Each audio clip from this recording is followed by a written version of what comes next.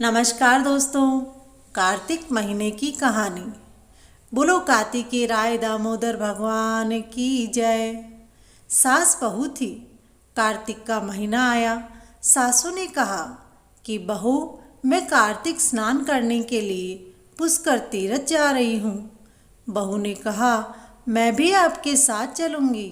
सासू जी बोली, अभी कहाँ तुम्हारी उम्र हो गई है, तुम बाद में कार्तिक स्नान करना। इस बार तो मुझे ही कार्तिक स्नान के लिए जाने दो। सासू माँ तीर्थ चली गई। पीछे से बहू कुम्हार के पास गई। वहाँ से 33 कुंडे लाकर छत पर रख दिए। बहू रोज एक कुंडा भर कर रखती, जल्दी उठकर स्नान करती और कुंडा उल्टा रख देती। एक दिन सासू जी की नथ स्नान करते समय कुंडे में गिर गई। इधर बहू कुंडे में स्नान कर रही है और बोल रही है, सासू नहाए उंडे, मैं नहाऊं कुंडे। इतने में गंगा की धारा कुंडे में आ गई। साथ ही जल की धारा के साथ सासू जी की नथ भी आ गई। बहू ने नथ ले ली और बोली कि यह नथ तो मेरे सासू जी की है। कार्तिक महीना पूरा हुआ। सासू जी आए और बहू उन्हें सामने लेने के लिए गई। जाते समय बहू सासू जी की नथ को पहनकर गई। सास बहू की नज़र एक हुई। सासू ने नथ देखी और कहा कि बहू, यह नथ तो मेरी है, तुम कहाँ से लाई हो? जब बहू ने कहा, आपने कार्तिक स्नान किया उंडे में, मैंने स्नान किया कुंडे में। कुंडे में गंगा की धारा और आपकी नथ आ गई।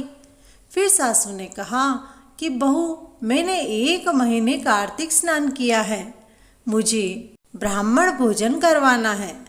बहू बोली कि आप 4 ब्राह्मणों को भोजन करवाओ तो मेरे भी 2 ब्राह्मण को भोजन करवा देना। मैंने भी कार्तिक का स्नान किया है। जब सासू जी बोले कि तुमने कार्तिक स्नान कहाँ किया है, तुम तो घर पर ही थी, तीर्थ कहाँ गई? जब बहू बोली, चलो ऊपर मैं आपको बताती हूँ। ऊपर गए तो 33 कुंडे उल्टे पड़े थे, जो अब सोने के हो गए। बहू बोली, मैं रोज कुंडा भर कर रखती और सुबह जल्दी उठकर स्नान करती और कुंडा उल्टा रख देती, वही कुंडे सोने के हो गए। सासू जी बोली, बहू, तुमने सच्चे मन से कार्तिक महीने का स्नान किया है, इसीलिए गंगा की धारा कुंडे में आ गई। मैं तो मन में घमंड रखकर तीर्थ स्नान करने गई थी, इसीलिए मुझे उसका कोई फल प्राप्त नहीं हुआ। हे कार्तिक के दामोदर भगवान, आपने जिस प्रकार से बहू के स्नान का फल दिया, वैसे ही सभी बहुओं को फल देना। बोलो कार्तिकेय राय दामोदर भगवान की जय।